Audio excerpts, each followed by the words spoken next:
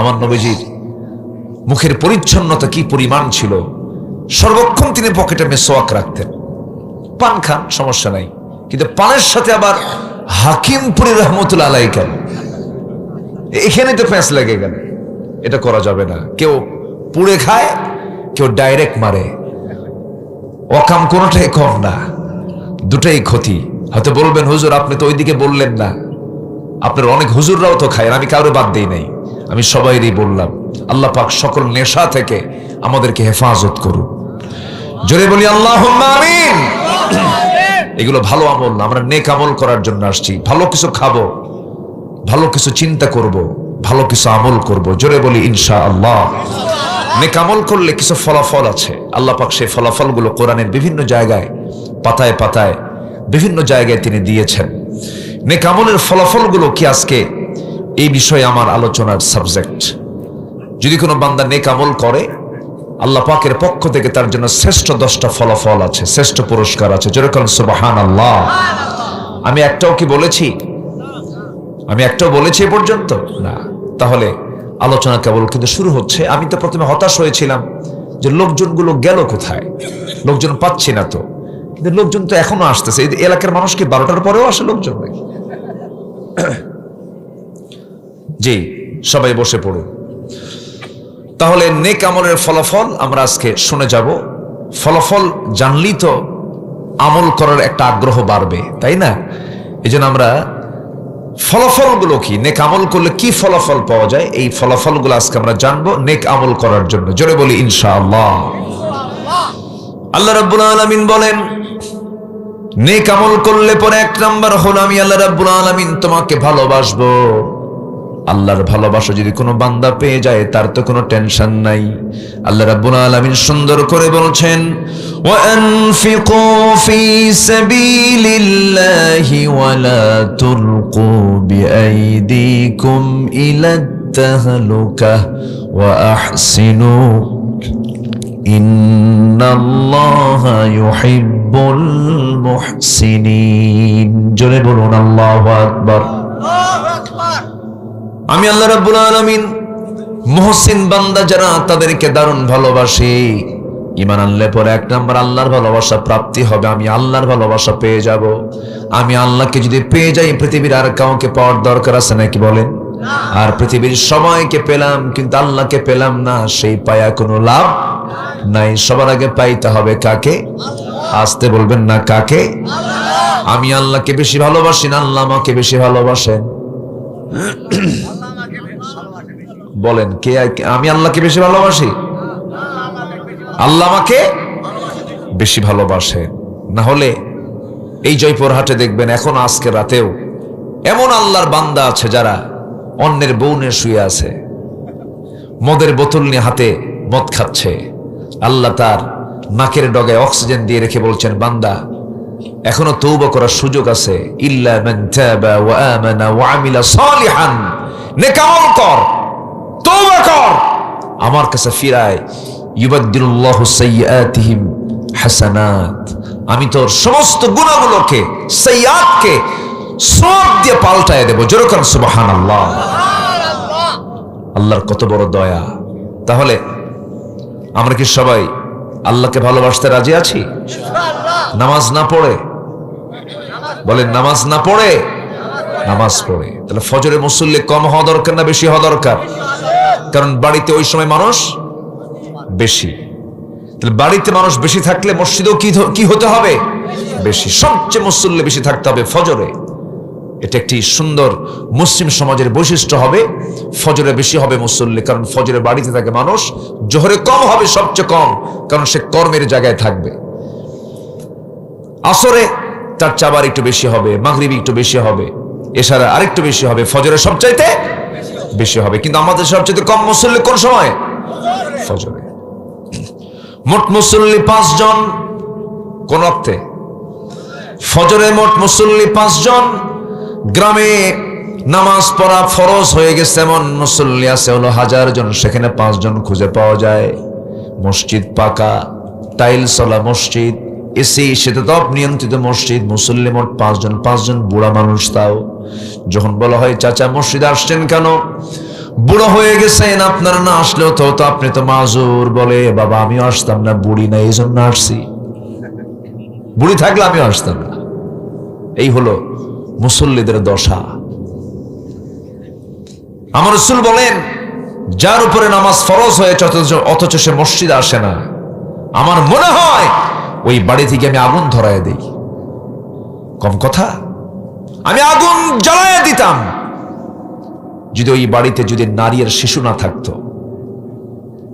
চিন্তা করুন, তাহলে এত বড় একটা অপরাধ আমাদের দেশের সমাজে আমরা এটা চিত্র আমরা দেখতে পাচ্ছি। ফজরে মুসল্লি নাই।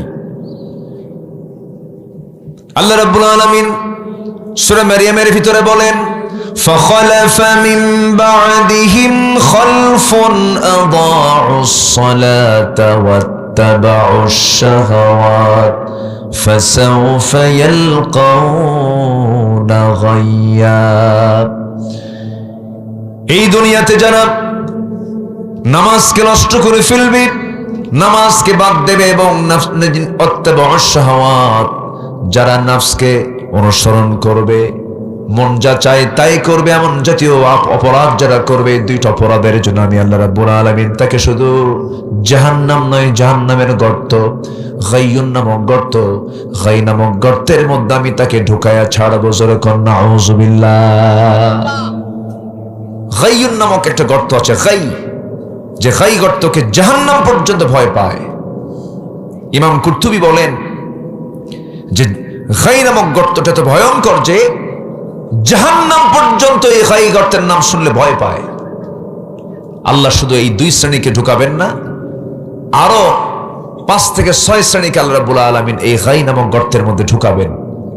এর মধ্যে যারা মদ্যপান করবে, যারা জেনা করতে করতে বুড়া হয়ে যাবে, জেনা বাদ দেবে না, সুদের কারবার যারা করবে, বাপ মাকে ভাত দেবে না, অন্যের সন্তান নিজের সন্তান বলে চালায় দেবে, যে সমস্ত নারীগুলো, আল্লাহ পাক তাদেরকে জাহান্নামের এই গর্তের মধ্যে ফেলবেন। জোরে কোন নাউযুবিল্লাহ। সুদের কারবার তো মনে হয় খেতলালে নাই তো, আছে আছে, সুদ খায়, বিসমিল্লাহ কয়া নাকি? জোরে কোন নাউযুবিল্লাহ। সুদ খাওয়া কি? জোরে বলেন, আরো জোরে বলেন। এই হারাম কে করে দিয়েছেন? আহাল্লাল্লাহুল বাইআ ওয়া হাররামার রিবা। আল্লাহ ক্লিয়ার করে দিয়েছেন, একদম ফতোয়া, চূড়ান্ত ফতোয়া। ব্যবসাকে হালাল করেছি, সুদকে হারাম করে দিয়েছি। কার কথা? আল্লাহর কথা। আজ কবরিলায় অনেক হাজিও আছে সুদ খায়। হাজিকে হাজি না বললে মন খারাপ করে, আমি কি হজ করি নাই, আমার হাজি কও। কিন্তু ও যে সুদ খায়, সুদখোর বললে আবার মন খারাপ করে। এরকম কি কোথাও বলে? থামেন, এরকম কি কোথাও এরকম লকব বলে যে বিশিষ্ট সমাজসেবক, হাজি এবং বিখ্যাত সুদখোর আছে? কোথাও আছে না। তাহলে সুদখোর নাম বললে সে মন খারাপ করে, অথচ সে সুদের কারবার করে। আবার হাজি হজ করে আসছে, হাজি না বললে আবার তার মনটা বড় খারাপ হয়ে যায়। তাহলে ওই লোক নিশ্চয়ই জানে যে সুদ খাওয়া আসলে অপরাধ। আমাকে কেউ সুদখোর বলুক এটাও সে চায় না, মানে এটা তার কাছেও পছন্দনীয় নয়, এটা নিন্দনীয়। সুদ এটা মারাত্মক ভয়ঙ্কর একটা অপরাধ। সুদ যারা খাবে তাদের রিজিকে কোনো বরকত থাকবে না। শুধুমাত্র আপনি বুঝবেন না যে আমার টাকা আছে, পয়সা আছে বলে আমি ভালো রিজিক প্রাপ্ত একজন মানুষ না। রিজিকের বিভিন্ন স্তর আছে। সর্বনিম্ন স্তর হলো টাকা পয়সা, অর্থ সম্পদ। সর্বোচ্চ স্তর হলো সুস্থতা। যেরকম সুবহানাল্লাহ। হারামের কোনো আরাম পাবেন না। বনের সম্পত্তি মেরে খাবেন, মেরে খেয়েছেন 2 কোটি টাকার বনের সম্পদ, আপনার পেটে এমন এক টিউমার হবে যার দাম 4 কোটি টাকা, আরো 2 কোটি নামায় ফেলবে। কি কথা কি বুঝতেছেন আপনারা? বনের সম্পত্তি মেরে খাওয়া ভাই জয়পুর হাটে নাই, বলেন আছে না নাই?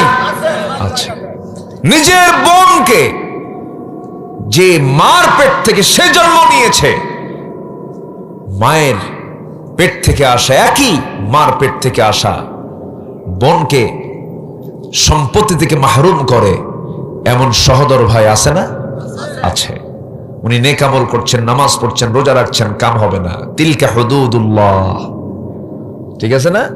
একদম আল্লাহ ধরে ফেলবেন, এটা আল্লাহর সীমা। আল্লাহ বলছেন খবরদার, লিযাকারি মিসলু হাযযিল উনসাইন, যার যে প্রাপ্য। আল্লাহ পাক আগে মেয়ের জন্য আগে সম্পদটা বের করে দিয়েছেন, আগে নারীর জন্য আল্লাহ পাক সম্পদটাকে বের করে। লিযাকারি মিসলু হাযযিল উনসাইন, আগে মেয়ের, তুমি পাবে 2 ভাগ, মেয়ে পাবে 1 ভাগ, বোন পাবে 1 ভাগ, এটা দিয়ে দাও।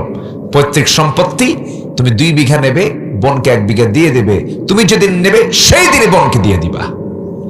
এটা কার কথা? ভাই যেদিন পাবে বোনও আসতে কয়। বোন কোন দিন পাবে? এক যুগ পরে, সঙ্গে সঙ্গে যেদিন আপনি পাবেন সেদিন আপনার বোন পাবে। শোনেন, এই সময় কেউ উঠেন না, উঠলেই ভাববো এর বোনের সম্পত্তি দেবে না। এই বসেন, কই যান? ওরে সব বাচ্চা নিয়ে আসছেন সাথে, মাশাআল্লাহ ভালো। এরকম করে বাচ্চা মসজিদেও নিয়ে যাবেন। কি মসজিদে নিয়ে যাওয়ার দরকার আছে না বলেন তো? সবাই বাচ্চাগুলোকে মসজিদে নিয়ে যাবেন, ছেলে হোক মেয়ে হোক। ছোট বাচ্চা হলে পরে মেয়েকেও নিয়ে যাবেন, জায়েজ তো। বাচ্চা মসজিদে নিয়ে যাবেন, ওরা কাঁদবে, হাসবে, খেলবে, হাঁটবে, নাচানাচি করবে, কান্নাকাটি করবে, হাসবে, কিচ্ছু বলতে পারবেন না। ওরা নামাজ থেকে নামাজ শিখবে। জোরে বলি সুবহানাল্লাহ, জোরে বলি সুবহানাল্লাহ। আমার দেশে এই কালচারগুলো নাই, আমার দেশে এই কালচারগুলো নাই বললেই চলে। ভাবে কি জানেন? এরা এসে নামাজ নষ্ট করে, এই একটা নেগেটিভিটি আমার দেশে আছে। কেন এটা হবে? গ্রামের সব বাচ্চাগুলো মসজিদে হাজির হবে, সবগুলো নিয়ে যাবেন। আমার আপনার নামাজ কবুল হতেও পারে, নাও পারে। ওদের ওই ভাঙ্গাচুরা সেজদা আল্লাহ পাক কবুল করে নেবেন। নিয়ে যাবেন মসজিদে। কিছু কিছু বুড়া চাচা আছে, বাচ্চা দেখলে চোখ এরকম গরুর মতো বড় বানায়। বুড়া তো সারা জীবন নামাজ পড়ে নাই, বোঝেন নাই? এই বুড়া চাচার আবার রাগ করেন না আপনি, আমি একটু মজা করে বলতেছি। কিছু কিছু বাচ্চা ওই বুড়াদের এই চোখ দেখে ভয় করে, আর মনে মনে করে তুই মরবি কোন দিন। তো বদ্ধ খামাখা বদ্ধ নেওয়ার দরকার কি? আমার নবীজি সিজদায় চলে যেতেন। হুসাইন রাদিয়াল্লাহু তাআলা আনহু নবীজির কাঁধে গিয়ে বসতেন। আমার নবীজি বিরক্ত হতেন না। আমার নবীজি ছোট্টদেরকে খুব পছন্দ করতেন। মাল্লাম ইয়ারহাম সাগীরানা ওয়া লাম ইয়াক্কির কাবীরানা ফালাইসা মিন্না, যে ব্যক্তি ছোটদেরকে স্নেহ করে না, বড়দেরকে সম্মান করে না, সে আমার কেউ না। রাসূল বলেছে সে আমার কেউ না। আপনি বাচ্চাদেরকে ধমক দিবেন, মারাত্মক অপরাধ এটা। এই হাদিসের দৃষ্টিতে রাসূল বলেছেন ফালাইসা মিন্না, সে আমার কেউ না। বাচ্চাকে ধমক দেওয়ার অধিকার আল্লাহ পাক আপনাকে দেননি, কারণ সে অবুঝ। আপনি তাকে ধমক দিতে পারেন না। আমার বন্ধুগণ, নেক আমল করলে পরে 1 নম্বর হলো আল্লাহর ভালোবাসা নিশ্চিত হয়ে যাবে। এই জন্য আমরা নেক আমলগুলো করব, খুঁজে খুঁজে বের করব নেক আমলগুলো কি কি। সুদের কাছে যাব না, জিনার কাছে যাব না। ওয়ালা তাকরাবুজ জিনা ইন্নাহু কানা ফাহিশাতাও ওয়া সাআ সাবিলা। জিনার নিকটেও যেও না। মোবাইল টিপতেছো, মোবাইল টিপতে গিয়ে কোনো নারীর দিকে তাকায়ও না। ওয়ালা তাকরাবুজ জিনা। তোমার কাছে যদি আশঙ্কা হয় যে মোবাইল তোমাকে চোখের জিনার দিকে নিয়ে যেতে, বন্ধ করে ফেলো। ওই মোবাইল পালারই দরকার নাই। আল্লাহ পাক আগে লজ্জাস্থানকে হেফাজত করার আগে বলেছেন ইয়াগুদ্দু মিন আবসারিহিম ওয়া ইয়াহফাযু ফুরুজাহুম। আগে চোখটাকে নিয়ন্ত্রণ করো, এরপরে লজ্জাস্থানের হেফাজত করো। লজ্জাস্থানের হেফাজতের আগে আল্লাহ পাক কি হেফাজত করতে বলেছেন? চোখকে নিয়ন্ত্রণ করব আমরা। জোরে বলি ইনশাআল্লাহ। কি কার বউয়ের দিকে তাকাবো? নিজের বউ না অন্যের বউ? দেখেন অনেকে চুপ করে আছে। কি অন্যের বউর দিকে তাকাবেন নাকি? বলুন কিসের, কার বউয়ের দিকে? হয়তো যুবকরা বলতেছে হুজুর আমার তো বউ নাই, কার দিকে তাকাবো এখন? এই জন্য চুপচাপ আছেন। নিজের স্ত্রীর দিকে তাকান, আপনি সওয়াব পাবেন। অন্যের বউর দিকে তাকানো যাবে না। সব নারী আপনার জন্য, তাকানোর জন্য আল্লাহ রাব্বুল আলামিন বলেন নাই পরের বউ দেখা যাবে না, পরের কোনো মেয়েকে দেখা যাবে না।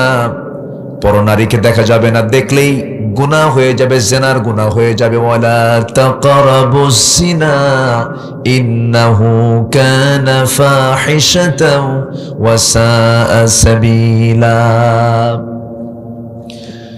মান আযমানু লি মা বাইনা লিহইয়াইহি ওয়া মা বাইনা রিজলাইহি আযমান লাহুল জান্নাহ। যে ব্যক্তি দুই চোয়ালের মধ্যস্থিত বস্তু জিহ্বা এবং দুই উরুর মধ্যস্থিত বস্তু গোপনাঙ্গের যে বান্দা হেফাজত করতে পারবে, আমি রাসূল নিজে তার জন্য বেহেশতের জামিন হয়ে যাব। জোরে বলি সুবহানাল্লাহ। যত গুনাহ হয় এই দুটো অঙ্গকে নিয়েই কিন্তু পৃথিবীতে সবচেয়ে বেশি গুনাহ হয়। সামনে রমজান আসছে, এই দুটো অঙ্গকেই নিয়ন্ত্রণ করার জন্য একটা বিশাল ট্রেনিং দিয়েছেন। কোন মাস? আসতে বলে কোন মাস? রমজান মাস। রোজা রাখবো না ইনশাআল্লাহ? ইফতার করার পরে বিড়ি খাবো। বিড়ি কিন্তু উত্তরবঙ্গে বেশি চলে, তাই না?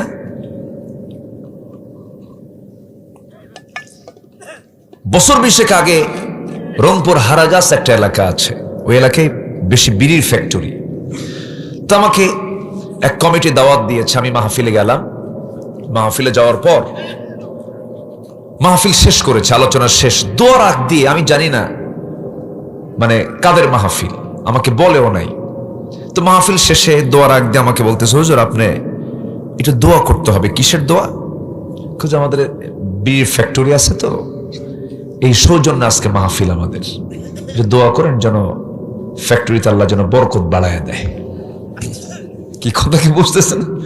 আমি তো পড়ে গেলাম বেকায়দায়। তো বললাম, ভাই আমাকে কানে কানে বলতেছে, আস্তে আস্তে, জোরে জোরে বলতেছে না কিন্তু। তো আমি ওনার কানটা ধরে কানে মুখ ঢুকায় দিয়ে বললাম, আজকে দোয়া করা যাবে না। কি কথা কি বুঝতেছেন আপনারা? মানে উনিও আস্তে কইল, আমি আস্তে বলে বিদায় দিয়া দিলাম। শোনেন, ওয়াইদা খালাউ ইলা শায়াতিনহিম, খালাউ মানে কি জানেন? যখন কেউ অপকর্ম করে, অপকর্মটা যে করে সেও জানে এটা অপকর্ম, এই জন্য আড়ালে চলে যায়। কোথায় চলে যায়? আড়ালে। দরবারের মধ্যে সবাই বসে, দরবারের যে মূল মাতব্বর, ওর বিড়ির নেশা উঠছে, সামনে খায়, কি করে? ওয়াইদা খালাউ, আড়ালে যায় কিছু ফুকাফুকি কইরা ব্রেন ফ্রেশ করে আবার আসে। আছে কিনা বলেন? এরকম আছে। আমরা কোন আমল কি গুরুত্বহীন ভাববো না, সব কাজের মধ্যেই জবাবদিহিতা একদিন আছে। কার কাছে বলেন তো? আসতে বলবেন না, কার কাছে আছে? আল্লাহর কাছে আছে। আল্লাহর সামনে হাজির হতে হবে। এই জন্য আমাকে আপনাকে খুব যত্নশীল হতে হবে। নিজের দেহকে নষ্ট করা যাবে না, নিজের লাঞ্চকে নষ্ট করা যাবে না, কারণ এই লাঞ্চটা দিয়েছেন শ্বাস প্রশ্বাস নিয়ে আল্লাহর জিকির করার জন্য। আল্লাহ রাব্বুল আলামিন বলেন, আলা বিযিকরিল্লাহি তাতমাইন্নুল কুলুব। সাবধান, ডিপ অ্যাটেনশন গ্রেবার দিয়ে আল্লাহ পাক বলেছেন, সাবধান, তোমার হৃদয়কে প্রশান্ত করার জন্য কোনো বিড়ি টান, গাজার টান, কোনো নেশা, কোনো পান তোমাকে প্রশান্ত করতে পারে না। তোমার হৃদয়কে যদি প্রশান্ত করতে চাও, আমার নামের জিকির করো, তোমার হৃদয়টা প্রশান্ত হয়ে যাবে। যেরকম সুবহানাল্লাহ। যে হৃদয় আল্লাহ নাই, সে হৃদয় তো সে নিজেই, সেই হৃদয়, সে হৃদয়কেই ভালোবাসে না, সে নিজেকে নিজেই ভালোবাসে না। যে হৃদয় আল্লাহ আছে, সে হৃদয়টা অত্যন্ত সমৃদ্ধ। এজন্য আমরা দিলের মধ্যে সবার আগে স্থান দেব কাকে? আসতে বলবেন না, কাকে? এক সময় না সব সময়? সব সময়।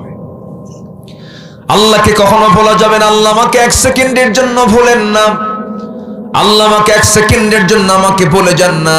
কিন্তু আমি যদি ভুলে যাই, তবে আল্লাহ পাক একটা আয়াতে খুব ভয়ঙ্কর কথা বলেছেন, ওয়ামান আ'রাদা আন যিকরি ফাইন্না লাহু মাঈশাতান দানকা ওয়া নাহশুরুহু ইয়াওমাল কিয়ামাতি আ'মা قال رب لم حشرتني أعمى وقد كنت بصيرا জোরে বলুন আল্লাহু আকবার। আল্লাহ বলছেন, যে বান্দা আমার স্মরণ থেকে নিজেকে গুটিয়ে রাখবে, আমি তার জন্য দুনিয়ার জীবনকে সংকীর্ণ করে দেব। দুনিয়ার জীবনে সে শান্তি পাবে না, টাকা থাকবে, সুখ থাকবে না। এবং আমি তাকে হাসরের দিন অন্ধ করে তুলবো, তুই চোখ তার থাকবে না, সে চোখ দিয়ে দেখতে পাবে না। সেদিন বলবে, আল্লাহ লিমা হাসারাতানি আমা, আজকে তুমি আমাকে অন্ধ করে তুলেছো কেন? আল্লাহ বলবেন, আমি তোকে অন্ধ করে তোলার কারণ হলো তুই আমাকে ভুলে গিয়েছিলি। ওয়া কাযালিকাল ইয়াওমা তুনসা, আজকে তেমন করে আমি আল্লাহ তোকে ভুলে গেলাম। নাউজুবিল্লাহ। আমার বন্ধুগণ, আল্লাহ যদি সেই দিন ভুলে যান, আমার আল্লাহ যদি সেই দিন আমাকে আপনাকে দূরে ঠেলে দেন, এর চাইতে বড় বিপদ, এর চাইতে বড় মুসিবত আর কি হতে পারে? এই জন্য সবাইকে ভুললেও যাকে ভোলা যাবে না তিনি আমার একমাত্র। চিল্লায় বলুন কে? কাকে ভোলা যাবে না? আল্লাহকে ভোলা যাবে না। আমার আল্লাহ কি দেননি ভাই বলেন? সব তো দিয়ে দিয়েছেন। কোনো কিছু দেওয়া কি তার বাদ আছে? আল্লাহ কি খাওয়ান না? এই যে বসে বসে আছি আমরা, এখানে কি এমনি বসে আছি না খাচ্ছি? বলেন। খাচ্ছি। আমরা এখন খাচ্ছি হলো মুখ দিয়ে না নাক দিয়ে? কই মুখ দিয়ে খাচ্ছেন? মুখ দিয়ে খায় আসছেন বাড়ি থেকে। এখন নিচ্ছি কি দিয়া বলেন? ম্যাক্সিমাম নিচ্ছে নাক দিয়ে। নাকের খাবার বেশি জরুরি না মুখের খাবার বেশি জরুরি? কোনটা এসেনশিয়াল বলেন? নাকেরটা। এটা ছাড়া আপনি এক মুহূর্ত বাঁচবেন না। ভাত 3 বেলা না খেলেও বাঁচবেন, কিন্তু শ্বাস প্রশ্বাস প্রতি মুহূর্তে মুহূর্তে আমাকে আপনাকে নিতে হবে। এটা কে দিয়েছেন? আসতে বলবেন না, কে দিয়েছেন? আল্লাহ দিয়েছেন। এবং এই শ্বাস প্রশ্বাসকে আল্লাহ রাব্বুল আলামিন ফিল্টারিং করে ভিতরে ঢুকায় দেন। আবার ফিল্টারিং করে আবার অক্সিজেন ভিতরে ঢুকে যায়, নাইট্রোজেন বের হয়ে যায়। এরকম করে মহান রব্বুল আলামিন আমার আপনার বাঁচার জন্য সব ব্যবস্থাপনা করে দিয়েছেন। আল্লাহ বলছেন, বান্দারে আমাকে চেনার জন্য কাউকে লাগবে না, তুই তোর নিজের দিকে তাকায় দেখ। ওয়াফি আনফুসিকুম আফালা তুবসিরুন, তোমার কি চোখ নাই? দেখো না, নিজের দিকে তাকাও। দেখার জন্য চোখ দিলাম, শোনার জন্য কান দিলাম, স্বাদ নেবার জন্য জিহ্বা দিলাম, রক্ত ফিল্টারিং করার জন্য কিডনি দিলাম, কত অসংখ্য ভেইন দিলাম। মাথা থেকে পা পর্যন্ত তাকায় দেখো, একটা দিক আমি অপূর্ণ রাখি নাই, সবগুলোকে আমি পূর্ণাঙ্গ করে দিয়েছি। জোরে বলেন সুবহানাল্লাহ। আমার ভাইয়েরা, এই চোখ দিয়ে আমরা দেখি, এই চোখের মধ্যে পানি আছে। সবাই কিন্তু চোখের ভিতরে পানি আছে, সবাই তো জানেন। দেখবেন কিছু কিছু লোকের চোখ থেকে বেশি পরিমাণ পানি বের হয়, চোখটা ভেজা ভেজা থাকে, চোখের কোনা বেয়ে বেয়ে টপ টপ করে পানি পড়ে, এমনি পানি পড়ে। তার মেশিনটা দুর্বল হয়ে যাওয়ার কারণে পানির পরিমাণটা চোখ থেকে বেশি হয়ে যায়। এটাও এক প্রকার রোগ। আল্লাহ রাব্বুল আলামিন স্বাভাবিক চোখের ভিতরে আল্লাহ রাব্বুল আলামিন সেই পরিমাণ পানি বের করে দেন। 24 ঘন্টায় আল্লাহ রাব্বুল আলামিন প্রতি মিনিটে 15 থেকে 20 বার চোখের পলক ফেলার মধ্য দিয়ে প্রত্যেক দিন বান্দার চোখ থেকে 1 মিলিলিটার পানির বন্দোবস্ত আমার আল্লাহ করে দিয়েছেন। যেরকম সুবহানাল্লাহ। কেন করে দিয়েছেন? এর কারণ হলো চোখটা বাইরে থাকে, ধুলাবালি চোখের মধ্যে ঢুকে পড়ে। এই চোখটা যদি নষ্ট হয়ে যায়, বান্দায় পৃথিবীর চেহারা দেখতে পাবে না, বিভিন্ন ভাইরাস আক্রান্ত হয়ে যাবে, জীবাণুতে আক্রান্ত হয়ে যাবে। এই জন্য চোখের পানিকে মিঠা না করে লবণ করে দিয়েছেন। এবং এই লবণ পানিকে আল্লাহ রাব্বুল আলামিন বান্দার জন্য 24 ঘন্টা মলমের বন্দোবস্ত করে দিয়েছেন। জোরে বলি সুবহানাল্লাহ। লবণ আছে যেখানে, ভাইরাস নাই সেখানে। জীবাণু ধ্বংস করার জন্য কি দরকার?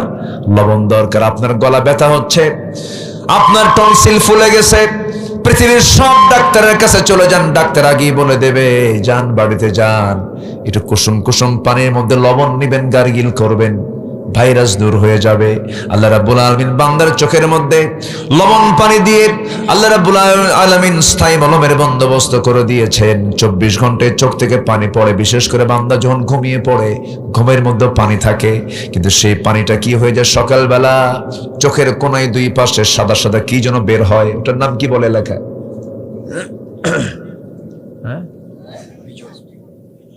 কি বলে এটা? চোখের কোনায় যে সাদা সাদা অংশ বের হয় সকালবেলা, পেস্টি, পিজুল। পিজুল, এটা তো নতুন ভাষা শিখলাম তো। আচ্ছা, যাই হোক, আঞ্চলিক ভাষা। যদি এটা বের হয় তখন আমরা কি করি, একটা টিস্যু বের করে বলি ভাই তাড়াতাড়ি সাফ করো। মনে হয়েছে কি যেন এটা জঙ্গল, জঙ্গল না ভাই, এটা না থাকলে আপনি অন্ধত্ব বরণ করে আপনি মারা যেতেন।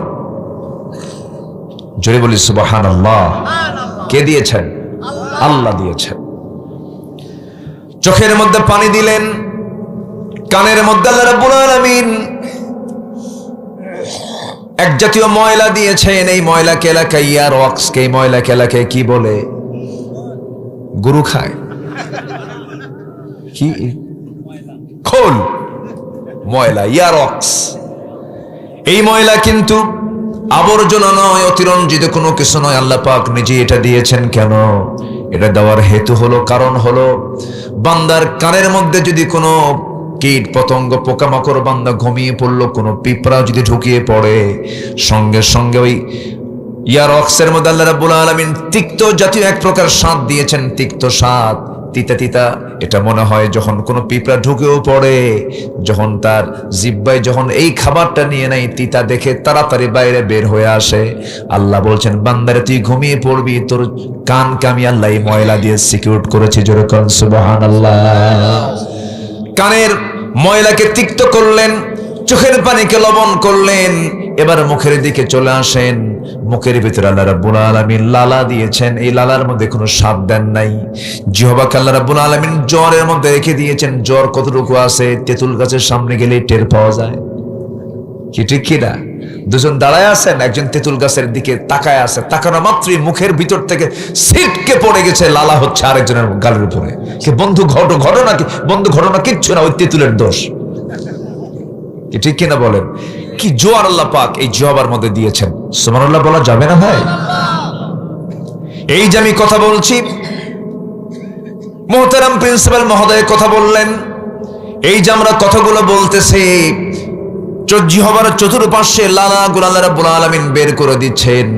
লালা যদি না বের হতো, এই জাতীয় লালা পানি যদি না বের হতো, আমার আওয়াজ বন্ধ হয়ে যেত, আমার ভোকাল কর্ড বন্ধ হয়ে যেত, আমার আওয়াজ বন্ধ হতো, আমি জবান বন্ধ হয়ে চুপ করে বসে থাকতাম। আমাকে সুন্দর করে 24 ঘন্টা যিনি চতুর্দিকে জিহ্বার চতুর্দিকে ভিজায় দিচ্ছেন, সিক্ত করছেন, তিনি আমার চিল্লায় বলুন কে? দেহের যে রক্তগুলো আছে, এই রক্তগুলো প্রতি মিনিটে সাকতে সাকতে কত সুন্দর করে পিউরিফাই করে ফেললেন। দুটা কিডনি দিয়েছেন, কে বলেন? দুটা কিডনি কার দেওয়া? আমার এক বন্ধু বাইরে থাকে, মালয়েশিয়ায় থাকে। এখানে একজন ভাই মুস্তাফিজ ভাই, না মুস্তাফিজ ভাই এখানে বাড়ি, মালয়েশিয়ায় থাকেন। ওই মালয়েশিয়া আমার এক বন্ধু, বড় ব্যবসায়ী, কুমিল্লা বাড়ি। বেশ কয়েক বছর আগের কথা, তার সঙ্গে সালাম কালাম হলো, হাতের কবজিতে হাত দিলাম, দেখি এখানে একটা মেশিন লাগানো।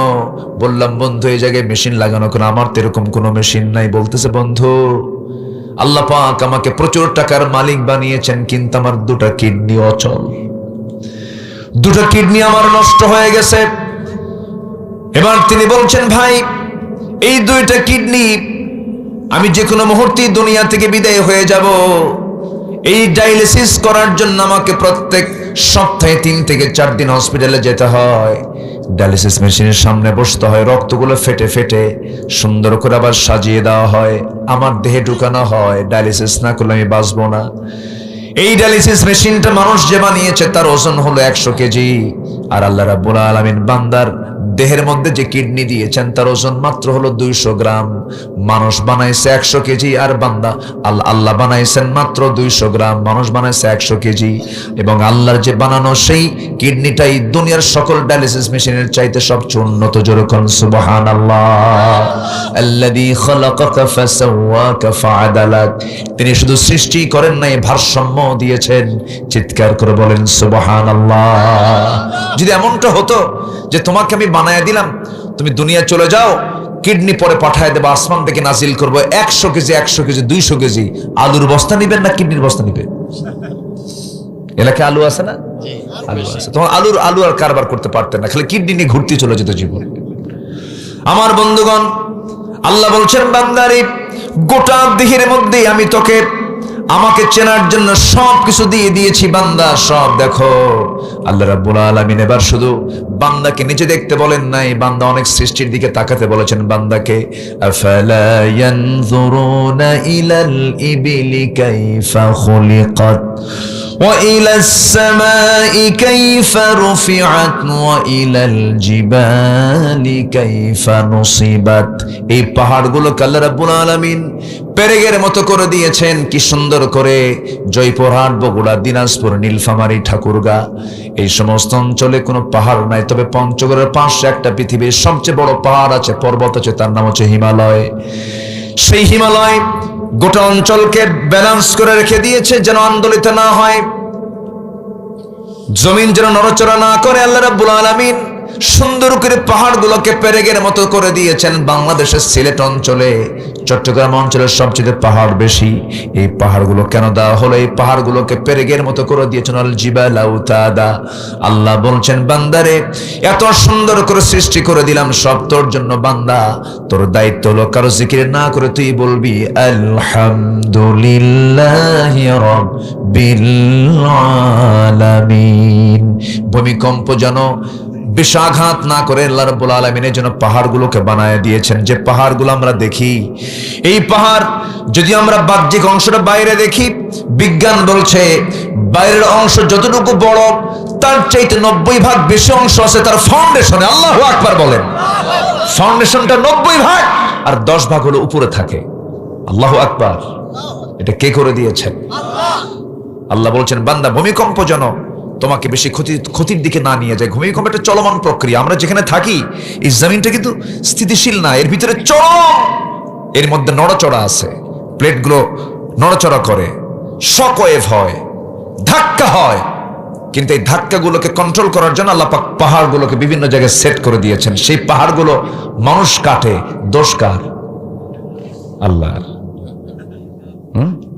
পাহাড় কাটলে তো আন্দোলিত হবেই। পাহাড় কাটে না? আমার দেশে পাহাড় কাটে না? কাটে। পাহাড়গুলো কে দিয়েছেন? আল্লাহ দিয়েছেন। সম্মানিত ভাইয়েরা, আকাশে পাখি ওড়ে, সে পাখিগুলো কত সুন্দর বলুন তো। পাখি সুন্দর না বিমান সুন্দর? আসতে কয় বলেন তো, পাখি আপডেট, পাখি আধুনিক না বিমান আধুনিক? পাখি আধুনিক। কে বলছে বিমান আধুনিক? পাখি আপডেট, পাখি উন্নত। আল্লাহু আকবার। আচ্ছা, পাখি থেকে বিমান না বিমান থেকে পাখি? বলেন। পাখি থেকে বিমান। একটা পাখি আছে পেরেগ্রিন ফ্যালকন নামক একটা পাখি আছে, যে পাখিটা আকাশে যখন উঠতে নেয় তার ঘন্টার গতি হলো 400 কিলোমিটার। কেউ তো সুবহানাল্লাহ বলতেছেন না ভাই? কত কিলোমিটার বলেন? 400 কিলোমিটারের বেগে একটা পাখি আকাশে ওড়ে। 400 কিলোমিটার কিন্তু এই সেই কথা না।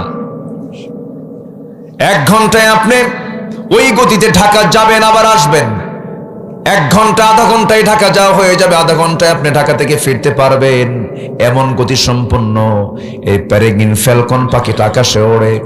কিন্তু তার লাঞ্চ তো ফেটে যায় না, তার লাঞ্চ তো ফুসফুস তো ব্লাস্ট হয় না। কেন ব্লাস্ট হয় না? এর কারণটা হলো আল্লাহ রাব্বুল আলামিন একটা প্রযুক্তি সেট করে দিয়েছেন তার নাকের ভিতরে। তার নাকের ঠিক নিচের দিকে শক্ত হাড়ের একটা ট্যাপ লাগায় দিয়েছেন। সেই ট্যাপটা, হাড়ের ট্যাপ লাগায় দেওয়ার কারণে সে যখন তার গতি বাড়ায় ফেলে, ট্যাপটা আস্তে করে বাইরে বের করে ফেলে, বাতাস এসে আগে ওই হাড়ের ট্যাপে আগে ধাক্কা খায়, বাতাসের গতি কমে গেল, আস্তে করে সে তার লাংসের মধ্যে বাতাসটা নিয়ে সে তার জীবনটা রক্ষা করে। সুবহানাল্লাহ বলা যাবে না? ঠিক এই হাড়ের ট্যাপ, এই প্রযুক্তি আজকের বিমানগুলোতে ওই পাখিকে রিসার্চ করে আজকের বিজ্ঞানীরা ঢুকায় দিয়েছে। যেরকম সুবহানাল্লাহ। আল্লাহ শুধু মানুষের রব নন, তিনি সকল প্রাণীর রব। আমার দেশে কিছু অতিথি পাখি আসে, যার ধরে ধরে আমরা খাই। অতিথি পাখি আসে না? আসে, কিন্তু হয়তো এইদিকে কম থাকতে পারে, কিন্তু বিল হাওড়গুলোতে আসে। নাটোরের চলন বিল, সিলেটের হাকালকি বিল, হাতিয়া, সন্দ্বীপ, মহেশখালী, কুতুবদিয়া, মনপুরা, এই সমস্ত অঞ্চলগুলোর সেই বিশাল দ্বীপাঞ্চলগুলোতে এই পাখিগুলো বেশি দেখা যায়। এই পাখিগুলোর বাড়ি কিন্তু এই পাড়াও পাড়া নয়, এ দেশও দেশ নয়। কিছু কিছু পাখি আছে 40,000 কিলোমিটার দূর থেকে আমার দেশে আসে। 40,000 কিলোমিটার দূর, 40,000 কিলোমিটার দূর। আসে, পাসপোর্ট নিয়ে আসে তো নাকি? হ্যাঁ, সামান্য মালয়েশিয়াতে গেলে পরে বিমানের টিকিট কাটতে হয়, ইমিগ্রেশন ক্রস করতে হয়, আই প্রিন্ট দিতে হয়, ফিঙ্গার প্রিন্ট দিতে হয়। কত কি লাগে? 40,000 কিলোমিটার দূর থেকে, সাইবেরিয়ান দ্বীপপুঞ্জ থেকে, সাইপ্রাস থেকে একটা পাখি আসবে, বাংলাদেশে আসবে। কেমন করে সে লাইন পাবে, কেমন করে সে রাস্তাগুলো চিনবে, সকল ব্যবস্থাপনার দায়িত্ব জেনে নিয়েছেন তিনি। আমার চিল্লায় বলুন কে? সামান্য কুয়াশা পড়লে পরে বিমান ল্যান্ড করতে পারে না, বিমান নামতে পারে না। ঢাকার আকাশে যখন এসে দেখে প্রচন্ড কুয়াশা, নামতে পারে না, চলে যায় কলকাতায়। কোথায় চলে যায়? কলকাতায় চলে, অথবা আসামে চলে যায়, গুয়াহাটি চলে যায়, অথবা ওই যে ত্রিপুরার আগরতলা বিমানবন্দরের আশেপাশে চলে যায়। ক্ষমতা নাই নামার, নামতে গেলেই কুয়াশা, দেখা যায় না। ল্যান্ডিং রুটটা সমস্ত কুয়াশা দিয়ে ভরে গেছে, চোখে না দেখলে পরে নামতে পারে না, কত সমস্যা। অথচ 40,000 মাইল দূর থেকে সেই পাখিটা সাইবেরিয়ান দ্বীপপুঞ্জ থেকে আসতেছে। কেমন করে সে আসে? আল্লাহ রাব্বুল আলামিন তার চোখের মধ্যে একটা ক্রিপ্টোক্রন নামক একটা প্রোটিন ঢুকায় দিয়েছেন, যেখানে জিপিএস লাগানো আছে। সেই জিপিএসটা ট্র্যাকিং করে করে সে চলন বিলেসে হাজির হয়ে যায় 6 মাসের জন্য। যেরকম সুবহানাল্লাহ, চলে আসে। আল্লাহু আকবার। কেন আসে এই পাখিগুলো? আসার কি দরকার? আসার এর জন্য প্রয়োজন, কারণ ওই দেশে যখন ঠান্ডা পড়ে, শুধু ঠান্ডা নয়, মহা ঠান্ডা, -20 ডিগ্রি যখন হয়ে যায়, -24 ডিগ্রি মাত্রা যখন হয়ে যায়, ঠান্ডা, এত ঠান্ডা রক্ত পর্যন্ত বরফ হয়ে যাবে, আইস হয়ে যাবে, পাখিগুলো মরে যাবে, হার্ট স্ট্রোক করে মারা যাবে। আল্লাহ বলেন, পাখিরে এই আকাশে থাকলে পরে, এই দেশে থাকলে পরে তোর জীবন শেষ হয়ে যাবে, তুই মরে যাবে। এই জন্য আমি তোর চোখের মধ্যে ক্রিপ্টোক্রন নামক প্রোটিন দিয়ে দিলাম, রাস্তা দিলাম, জিপিএস লাগায় দিলাম। তোর পাখা দিয়ে উড্ডয়ন করে উঠতে উঠতে বাংলাদেশের হাকালুকি বিল, চলন বিলে চলে যা। 6 মাস থেকে খাওয়া দাওয়া করে এই দেশে যখন ঠান্ডা আবার যখন কমে যাবে, একটু গরম গরম পাবে, ওই রাস্তা দিয়ে দিছি, সেই রাস্তা দিয়ে তুই আবার দেখে দেখে আমার তোর দেশে চলে আসবি। যেরকম সুবহানাল্লাহ, চিল্লা বলুন, তিনি কে? আল্লাহ। তিনি শুধু আমাকে দেখেন না, সবাইকে দেখেন। কিন্তু ওই পাখিগুলো কি করে জানেন? কুল্লু কদ আলিমা সালাতাহু ওয়া তাসবিহাহু, প্রত্যেকটা পাখিগুলো নামাজও পড়ে, তাসবিহও পড়ে। আল্লাহু আকবার।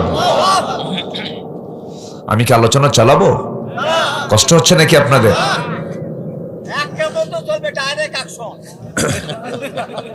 কাম সারছে বা এরকম একসাসা থাকলে আর কাউকে লাগবে না। জিকির করি লা ইলাহা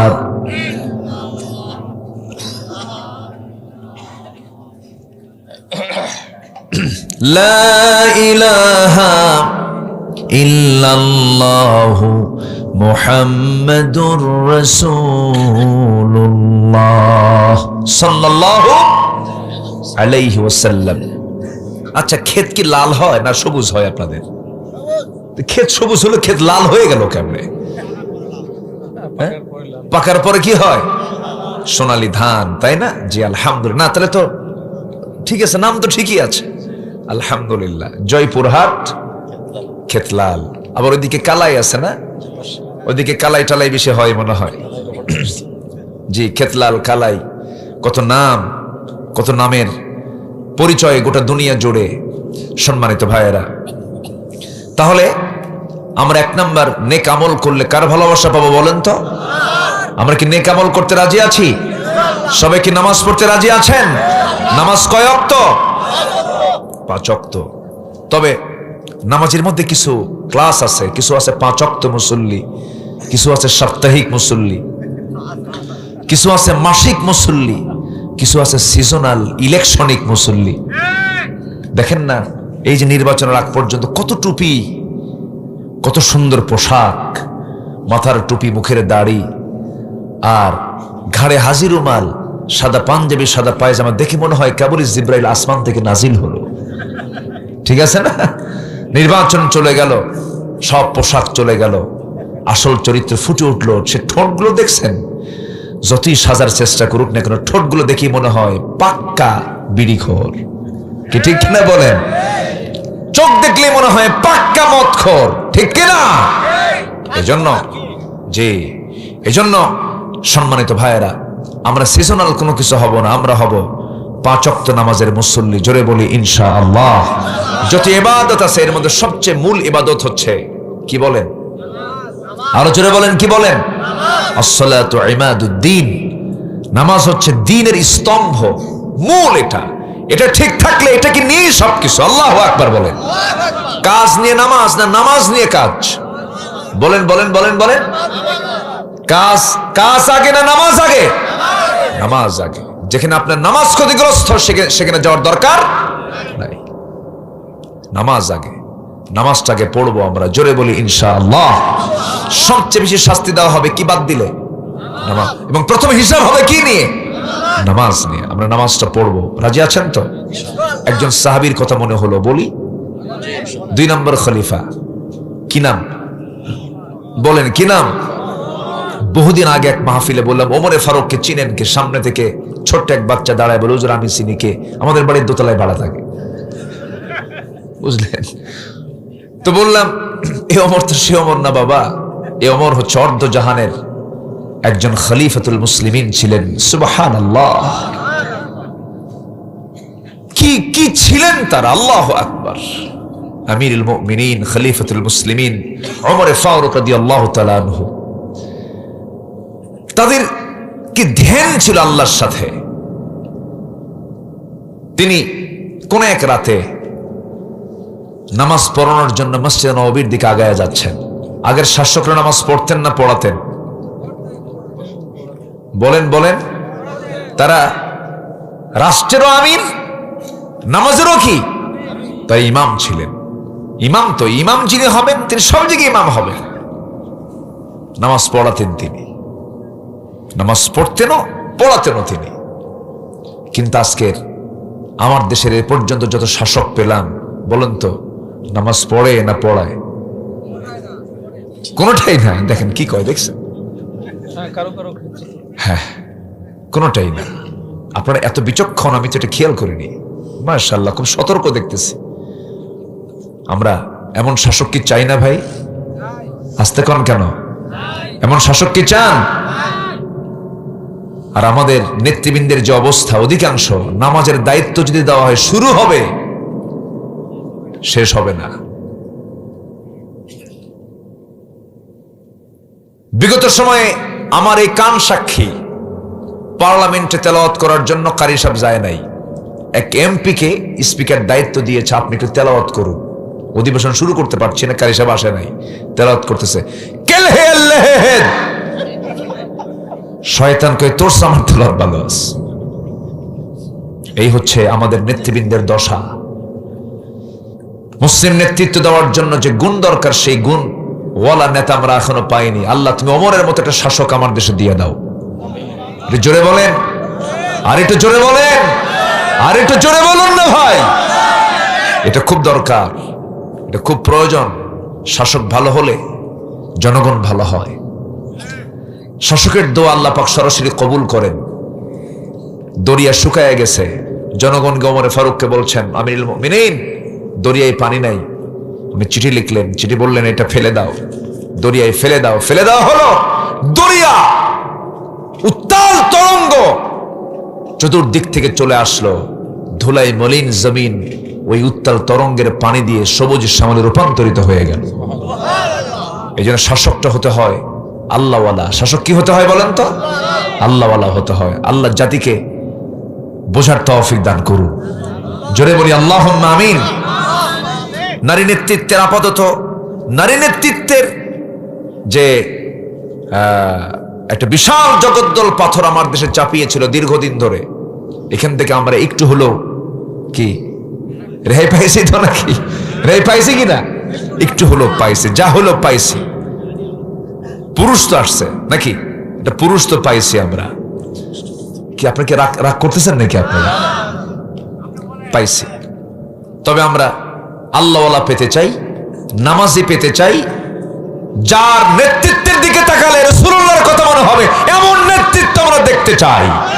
কারা কারা দেখতে চান হাত উঁচু করে দেখার মুসলমান।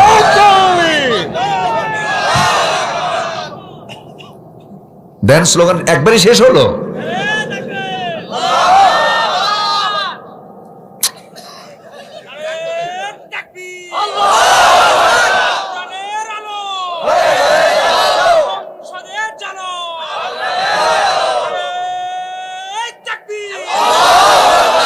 আল্লাহ কবুল করুন, জোরে বলি আমিন। আস-সুলতানু জিল্লুল্লাহ, আস-সুলতানু জিল্লুল্লাহ। আল্লাহু আকবার, কত বড় মজবুত কথা। সম্মানিত ভাইয়েরা, আল্লাহ তাআলা গোটা পৃথিবীর দ্বিতীয় বৃহত্তম মুসলিম জনপদ আমাদেরকে জন্ম দিয়েছেন। 18 কোটি মুসলমান এই দেশে বসবাস করে, 18 কোটি, বিশাল ব্যাপার।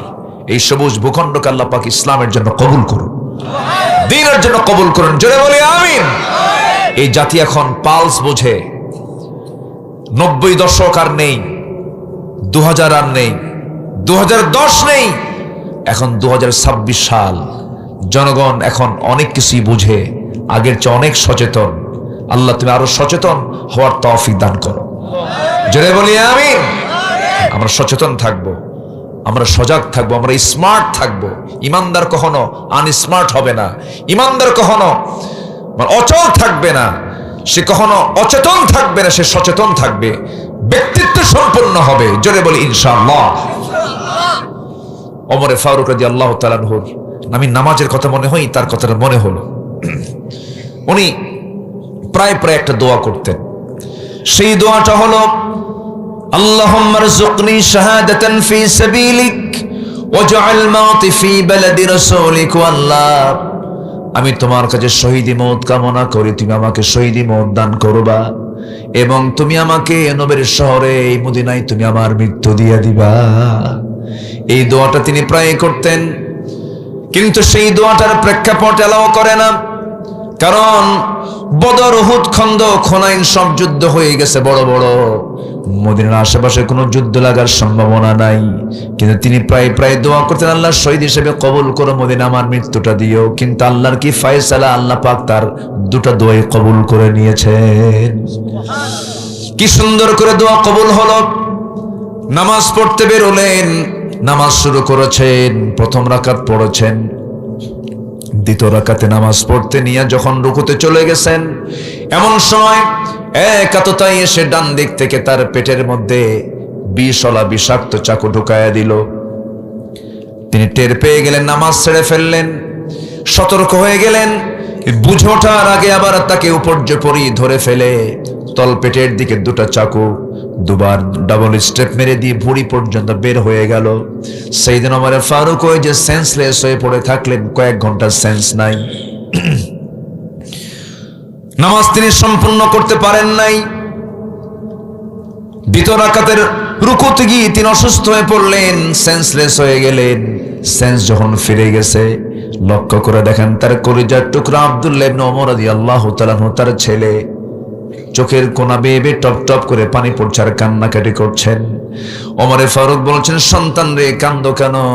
আল্লাহ পাক আমার দোয়া না কবুল করে নিয়েছে। আমি আজকে শহীদের পথে চলছি, যে কোনো মুহূর্তে দুনিয়া থেকে বিদায় নেব। আব্দুল্লাহ কলেজের টুকরা সন্তান, কেঁদো না, আমি দুনিয়া থেকে বিদায় নেব। আমি আমাকে যে মেরেছে সে কোনো মুসলমান নয়, আবু লুলু মাজুসি আঘাত করেছে, সে একজন অগ্নি পূজক, আমাকে আঘাত করে, সে যেহেতু আমাকে আঘাত করেছে, আমি নিশ্চিত আমি শহীদের দরজা পেয়ে যাচ্ছি। ও আমার আব্দুল্লাহ, আমার জন্য তাড়াতাড়ি পানির ব্যবস্থা করো, পানি আনো। এক গ্লাস পানি তার সামনে দেওয়া হলো। ওমর ফারুক বলছেন, আমার কলিজার টুকরার সন্তান আব্দুল্লাহ, এটা কিসের পানি আনছো আব্বা? আপনার তৃষ্ণা পাচ্ছে মনে হয়, আপনি পানি পান করুন। ওমর ফারুক বলছেন, সন্তান রে, আমার কলিজায় কোনো তৃষ্ণা নাই, আমার তৃষ্ণা হলো ওযুর পানি দাও, ফজর নামাজটা আমার এখন আদায় হয় নাই, ফজর নামাজটা আমার এখনো আদায় হয়নি। নামাজ কেমনে আমরা নষ্ট করে ফেলি। ভুঁড়ি বের হয়ে গেছে, রক্ত গড়ে গড়ে পড়তেছে। নামাজ নামাজ, আব্দুল্লাহ ওযুর পানি আনো। ওযুর পানি আনা হলো, ওযু বানায় নিলেন। ভুঁড়িগুলো নিয়ে নামাজ পড়বেন কেমনে? গামছা দিয়া পেটটা বাঁধলেন, দাঁড়িয়ে নামাজের চেষ্টা করছেন, পারলেন না, বসেও পারলেন না। এবার তিনি ইশারা করে করে নামাজটা পড়লেন। নামাজ পড়ে বলছেন, আব্দুল্লাহ তুমি আমাকে হাসি মুখে বিদায় দিবা, তুমি কান্দো কেন? আমি যে শহীদের দরজা পেয়ে যাচ্ছি, আমার জন্য দোয়া করো। সঙ্গে সঙ্গে বলছে, আব্বা আপনার জন্য ডাক্তার এনেছি, হাকিম চলে আসছে। এবার ডাক্তার সামনে বসে বলেন, আমিরুল মুমিনিন, আমি আপনার জন্য এই 1 গ্লাস দুধ আনলাম, দুধটা বিসমিল্লাহ বলে পান করুন। দুধের যখন গ্লাসটা দেওয়া হলো, তিনি বিসমিল্লাহ বলে পান করলেন, কিন্তু দুধটা পেটে থাকলো না। ওই যে নাভি, ওই যে নাড়িটা ফুটো হয়ে গেছে, সব ফুটো দিয়ে সমস্ত দুধগুলো বের হয়ে গেল।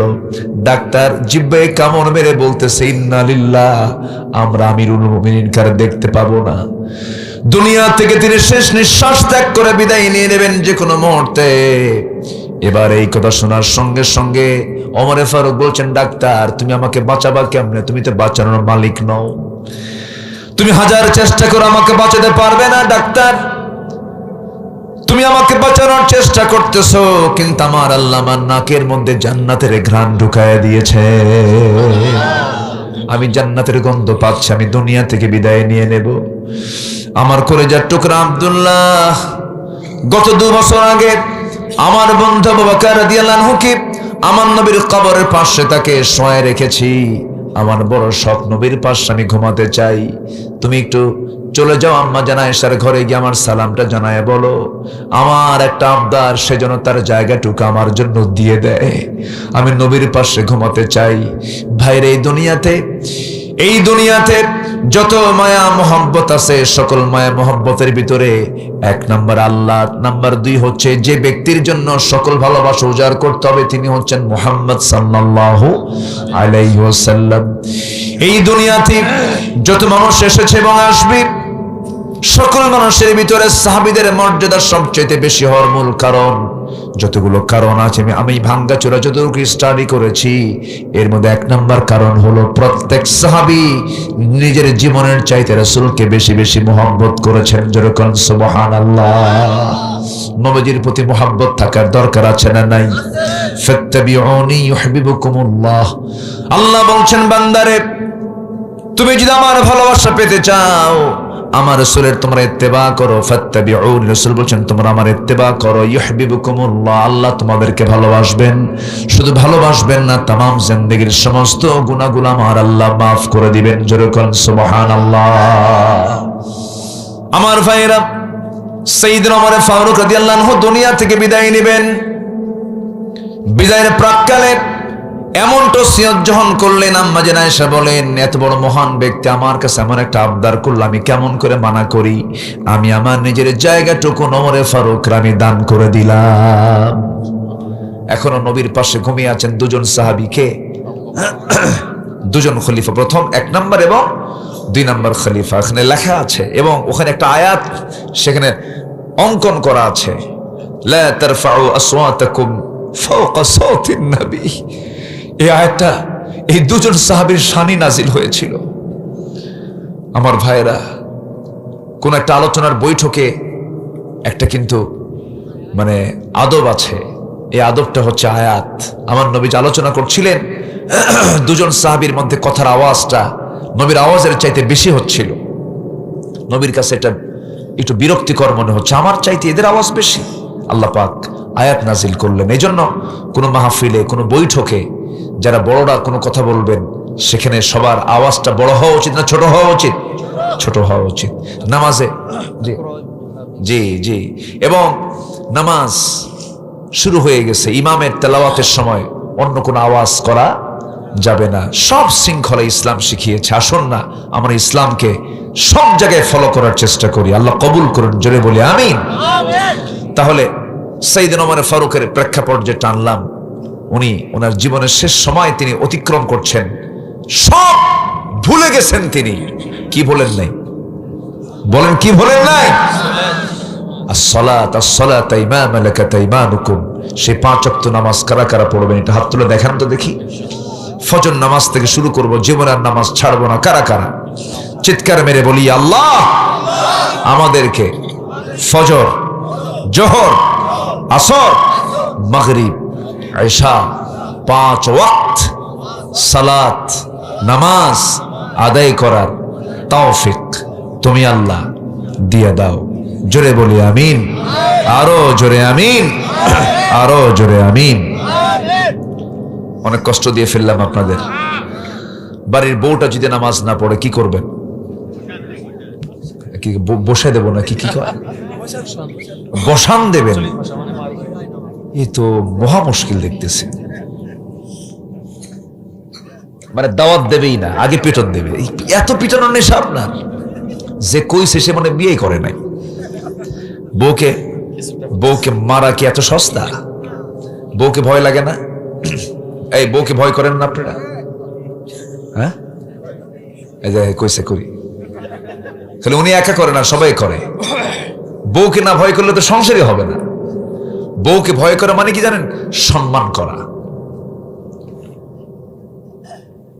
স্ত্রী যে কত বড় নিয়ামত, মাওয়াদ্দাত ওয়া রাহমা। আল্লাহ পাক তার মধ্যে দিয়েছেন দুটো জিনিস। স্ত্রী হচ্ছে ভালোবাসা এবং রহমত। ভালোবাসা এবং রহমত। স্ত্রী আল্লাহ পাক এটা এই নিয়ামতটা জান্নাতে রেখে দিয়েছেন, বলি আলহামদুলিল্লাহ। আবার নারীর জন্য আল্লাহ পাক পুরুষও সেখানে জান্নাতে রেখে দিয়েছেন, স্বামীও রেখে দিয়েছেন, এবং সেখানে বিয়েও হবে। আলহামদুলিল্লাহ। সবাই জান্নাত পেতে চান না? সবাই জান্নাত পেতে চান না? এবং সেখানে ডাহুক ডাহুক কান্নাহুন কি লাম ইয়াতমিসহুন্না ইনসুন ক্বাবলাহুম ওয়ালা জান্নুন। আল্লাহু আকবার। ওয়া হুরুন আইন কামসালিল লুলুইল মাকনুন। আল্লাহু আকবার। কি অফার আল্লাহ পাক দিচ্ছেন। যুবক, এই কোরআন পড়ে যদি এই সমস্ত নিয়ামতের কথা দেখো, দুনিয়াতে তাকানোর টাইমই পাবা না তুমি। এগুলো তো পড়ো না তুমি। আল্লাহ পাক কি রেখে দিয়েছেন জান্নাতের মধ্যে?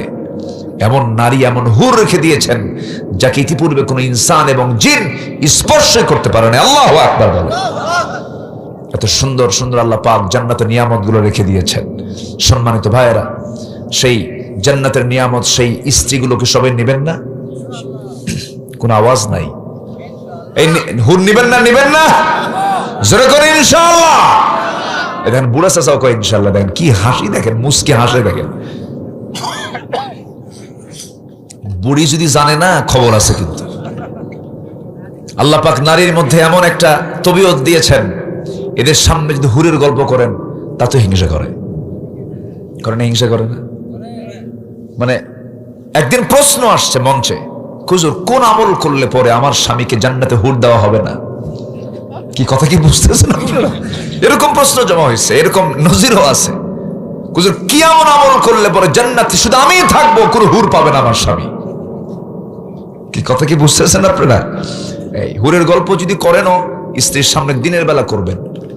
রাত্রেবেলা ঘুমানোর আগ দিয়ে যদি করেন, তাহলে কিন্তু একসঙ্গে এক বালিশে থাকার সুযোগ হবে না। বলবে তোমার আরেকটা বালিশ না, ওই দিক সিট হয়ে শুয়ে থাকো, কাইত হয়ে শুয়ে, আমার দিকে তাকাবা না। কি কথা কি বুঝতেছেন? আল্লাহ পাক নারী কেমন করে বানিয়েছেন। আম্মা জান আয়েশা সিদ্দিক রাদিয়াল্লাহু তাআলা আনহা একদিন বলি ফেলেন, সে তো খাটো। হ্যাঁ, আমার নবীজি একটু চেহারা কালো বানায় বললেন, তুমি যে কথাটা বললে, এই কথা যদি শুধু খাটো, এই কথা যদি 7 সমুদ্র ছেড়ে দেওয়া হতো, 7 সমুদ্রের পানির মানে পানির রং বিবর্ণ হয়ে যেত, দুর্গন্ধে রূপ নিত। হুজুর আপনি এত কাঁদেন কেন? বুড়ির জন্য আমরা কি নাই? কি কথা কি বুঝতেছেন আপনারা? আল্লাহ পাকের নেচারটা তাদেরকে দিয়েছেন। জি, মা খাদিজার শানে রাসূল শুনলেন, এরপরে বলেন, আয়েশা আমার খাদিজা আমার দুঃখের কালের স্ত্রী ছিল, তাকে কষ্ট দিয়ে কেউ কথা বলতে যেও না, সে আমার দুঃখের সময়ের স্ত্রী, তোমরা হচ্ছে আমার সুখের সময়ের স্ত্রী। আল্লাহু আকবার। এটা মেয়েদের একটা নেচার, এটাকে মাথায় নিয়েই আমরা চলবো। জোরে বলি ইনশাআল্লাহ। সম্মানিত ভাইয়েরা, তাহলে 1 নাম্বার পেলাম হচ্ছে নেক আমল করলে পরে আমরা আল্লাহর ভালোবাসা পাবো। 10টা ফলাফলের 1 নাম্বার কেবল শুরু। নুরু ওয়াজ কি শেষ না শুরু? কিন্তু টাইম তো নাই। এই যাই ফি মুশকিলা, এই কোন সমস্যা নাকি? এই আসেন, কিছুই কয় না।